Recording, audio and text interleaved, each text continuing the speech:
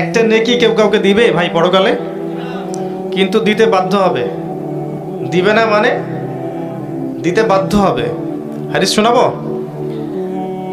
নবী সাল্লাল্লাহু আলাইহি ওয়াসাল্লাম বলেছেন, তোমরা কি জানো সবচেয়ে বড় মিসকিন কে? মিসকিন বোঝেন? ফকির মিসকিন বোঝেন? সবচেয়ে বড় মিসকিন দরিদ্রকে? সাহাবায়ে কেরাম বললেন, আমরা তো মনে করি ইয়া রাসূলুল্লাহ, যার কাছে অর্থ সম্পদ নাই, মানুষের কাছে চেয়ে খায়, তারাই মিসকিন। নবী সাল্লাল্লাহু আলাইহি ওয়াসাল্লাম বললেন, না, সবচেয়ে বড় মিসকিন সেই ব্যক্তি যে কিয়ামতের দিনে নামাজ, রোজা, হজ, যাকাত অনেক নেকি নিয়ে উঠবে, পাহাড় সমান নেকি নিয়ে উঠবে, কিন্তু বহু পাওনাদার তার সামনে দাঁড়িয়ে থাকবে।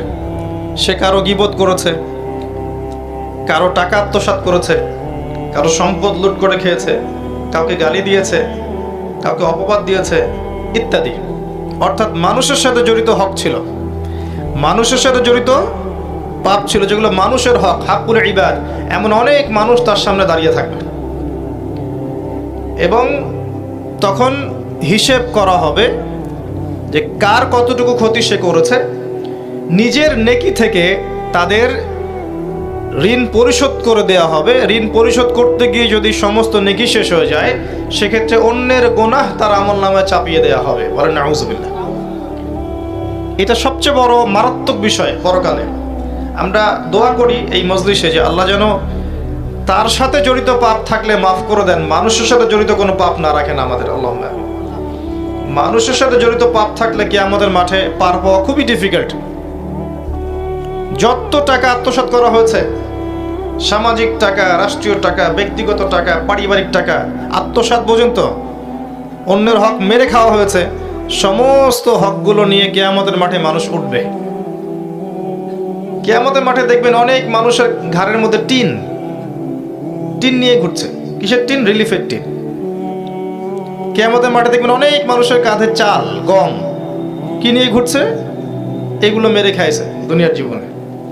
কিয়ামতের মাঠে দেখবেন জমি মানুষের কাঁধে, সাতবক জমি মানুষ ঘুরছে। কিসের জমি? ওই যে বনের সম্পত্তি দেয় নাই ওই জমি। কিয়ামতের মাঠে দেখবেন টাকা, কাগজের টাকা কিয়ামতের মাঠে কি করেছে? এগুলো মেরে খাইছে, অন্যের টাকা মেরে খাইছে। যে যেটা মেরে খাবে মানুষের। এমনকি কেউ যদি কাউকে গালি দেয় অন্যায়ভাবে, গীবত করে, এমনকি যদি মিথ্যা অপবাদ দেয়, ব্যভিচারের অপবাদ, জেনার অপবাদ, চরিত্র খারাপ ইত্যাদি অপবাদ দেয়, গালিগালাজ করে, টাকা ধার নিয়ে টাকা ফেরত না দেয়, জমি খেয়ে ফেলে, জুলুম করে, যেটাই করবে এটা তার ঘাড়ে চাপিয়ে দেওয়া হবে। সেটা নিয়ে সে আল্লাহর দরবারে হাজির হবে। নবী সাল্লাল্লাহু আলাইহি ওয়াসাল্লাম বলেছিলেন, তোমরা দুনিয়াতেই মৃত্যুর আগেই তোমাদের পরস্পরের হকগুলোকে মিটিয়ে ফেলো, কারণ কিয়ামতের মাঠে তোমাদের এই সুযোগটা থাকবে না। লা বাইউন ফিহি ওয়ালা খুল্লাহ, সেখানে কোনো ব্যবসা থাকবে না, কোনো চুক্তি থাকবে না। তখন কি হবে? যদি আমি আপনার টাকা মেরে খেয়ে থাকি, তাহলে আমার আমলনামা থেকে নেকি আপনাকে দিয়ে পুষিয়ে দিতে হবে।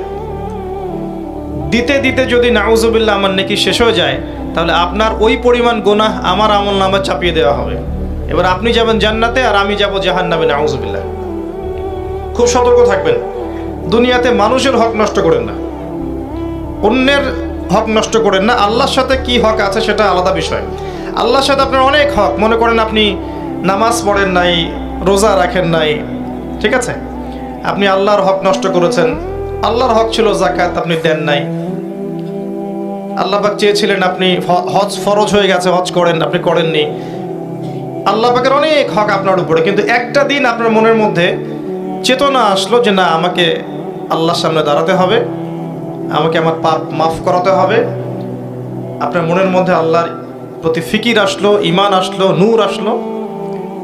আপনি নামাজ পড়লেন 2 রাকাত ওযু করে, চোখের পানি ফেলে দিলেন, চোখের পানি ছেড়ে দিয়ে আপনি বললেন, আল্লাহ, সারা জীবন তোমার সাথে অনেক অন্যায় করেছি, তোমার অনেক হুকুম আহকাম আমি লঙ্ঘন করেছি।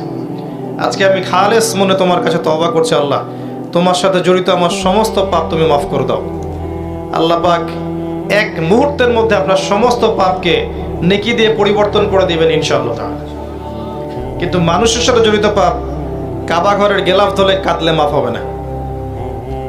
অন্যের হক নষ্ট করা পাপ, কাবার গেলাফ ধরে মাফ হবে না। কথাগুলো এই কারণে বললাম, মিসকিনের সংজ্ঞা দিতে গিয়ে। সবচেয়ে বড় মিসকিন কারা তাহলে? যারা পরকালের মাঠে মানুষের সাথে জড়িত হক নিয়ে হাসর করবে। আল্লাহ পাক আমাদেরকে হেফাজত করুন এটা থেকে, আল্লাহুম্মা আমিন। তো কেউ কাউকে নেকি দিবে না, এটা বলতে গিয়ে এই জায়গায় আসলাম। কোরআন তেলাওয়াত করা শিখলে এবং নিয়মিত তেলাওয়াত করলে আপনি প্রত্যেক হরফে 10টা করে নেকি পাবেন ইনশাআল্লাহ আযজা ওয়া জাল। আল্লাহ পাক সবাইকে নিয়মিত কোরআন তেলাওয়াত করার তৌফিক দান করুন, আমিন। নিয়মিত কোরআন তেলাওয়াত করলে মনের মধ্যে নূর আসবে।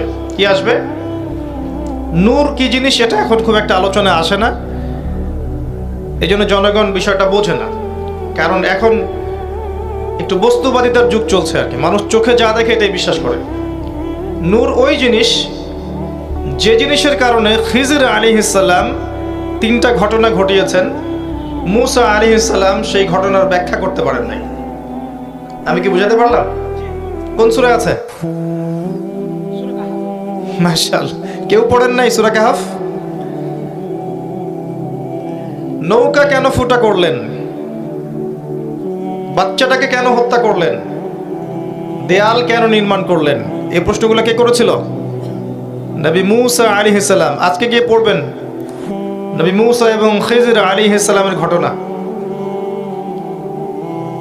প্রথমে তিনি নৌকা ফুটা করে দিয়েছেন খিজির আলাইহিস সালাম, তারপরে একটা বাচ্চাকে হত্যা করেছেন, তারপরে একটা দেয়াল নির্মাণ করেছেন। মূসা আলাইহিস সালাম জিজ্ঞাসা করছেন কেন এই কাজ করতে গেলেন?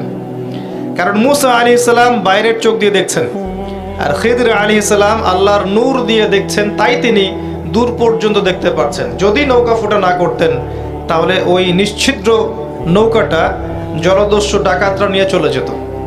যদি বাচ্চাকে হত্যা না করতেন তাহলে এই বাচ্চা বড় হয়ে অনেক বড় ফেরাউনের মতো কাফের হতো। যদি দেয়াল নির্মাণ না করতেন ওই দেয়ালের নিচে রাখা এতিম বাচ্চার সম্পত্তি আত্মসাৎ হয়ে যেত। তিনি এগুলো দূরদর্শিতার কারণে করেছেন।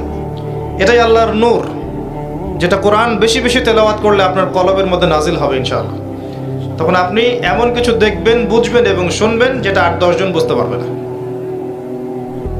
আরেকটা বিষয় দরকার আল্লাহর নূর পেতে হলে, সেটা হচ্ছে বেশি বেশি পরকালের ফিকির, মৌতের স্মরণ। আরো দরকার আল্লাহর বেশি বেশি জিকির আজগার করা, নিত্যদিনের জিকির আজগারগুলো প্রতিদিন করা। আরো দরকার বেশি বেশি আল্লাহর কাছে দোয়া করা এবং নফল ইবাদত বাড়িয়ে দেয়া, দান সদাকা বাড়িয়ে দেয়া। এগুলো করতে থাকলে এবং একই সাথে মন থেকে যাবতীয় প্রকার রিয়া, হিংসা, অহংকার, গীবত, তহমতের সংস্কৃতি, আত্মহমিকা, মনের রোগ, এগুলো দূর করতে পারলে ইনশাআল্লাহ দেখবেন আপনার কলবের মধ্যে আল্লাহর পক্ষ থেকে নূর আসবে ইনশাআল্লাহ তাআলা। আল্লাহ পাক আমাদের সবাইকে নূর দান করুন, আমিন। আল্লাহ কোরআনে অনেক জায়গায় বলেছেন, সূরা তাহরিমের মধ্যে আছে, সূরা হাদীদের মধ্যে আছে, অনেক জায়গায় সূরা নূরের মধ্যে আছে যে আল্লাহ যাকে নূর দেন না তার কোনো নূর নাই। মুমিনদের ব্যাপারে আল্লাহ পাক বলেছেন সূরা হাদীদের মধ্যে, কিয়ামতের দিন ঈমানদারদের সামনে এবং ডান দিকে নূর থাকবে। কি থাকবে? ওই নূর দিয়ে তারা পথ চলবে। নূর মানে হচ্ছে আলো, আলো দিয়ে তারা পথ চলবে। মুনাফিকরা বলবে নাকতাবিস মিন নূরিকুম, আমাদেরকে কিছু নূর দাও। বলা হবে কিলা রুজিউ ওয়ারাকুম ফালতামিসু নূরা, পিছনে ফিরে যাও, ফিরে গিয়ে নূর তালাশ করো। দুনিয়ার জীবন তোমাদেরকে প্রতারিত করেছিল। সূরা তাহরিমে আছে ঈমানদাররা দোয়া করবে, রব্বানা আতমিম লানা নূরানা ওয়াগফির লানা ইন্নাকা আলা কুল্লি শাইইন কাদির। হে আল্লাহ, আমাদের উপর আপনার পক্ষ থেকে নূর দান করুন, আমাদেরকে রহম করুন, এবং আপনি প্রত্যেকটা বিষয়ের উপর কর্তৃত্বশীল। অনেক আয়াত আছে। দুনিয়ায় নূর অর্জন করতে না পারলে কবর আলোকিত থাকবে না।